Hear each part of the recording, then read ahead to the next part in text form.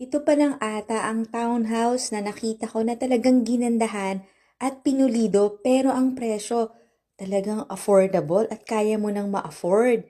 At dito nga ito sa may Gatchalian Subdivision, Las Piñas.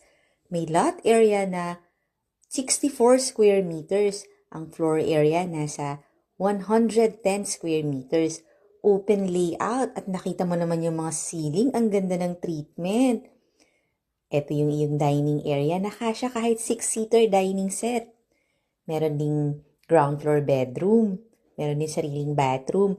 At sa taas, may 3 bedrooms plus 2 bathrooms. Yung isa nasa master bedroom. May balcony pa yon. Panoorin mo yung full house tour nito sa YouTube channel ng Home Search Philippines para ma-explore mo ang magiging future house mo na pwede kahit bank loan. Kaya afford mo na to. Yung price and details nasa comment section.